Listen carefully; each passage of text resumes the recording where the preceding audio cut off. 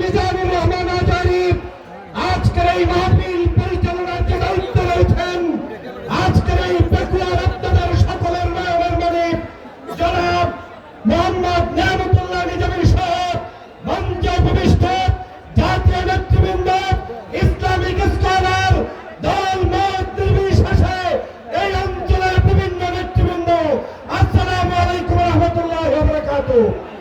আজকের এই পেকুয়াবাসীকে ধন্যবাদ জানাতে চাই। আজকের পেকুয়াবাসী প্রমাণ করেছে আগামীর বাংলাদেশ ইসলামের বাংলাদেশ। আজকের এই পেকুয়াবাসী প্রমাণ করেছে আগামীর বাংলাদেশ কোন আধিপত্যবাদকে বিস্তার করতে দেওয়া হবে না।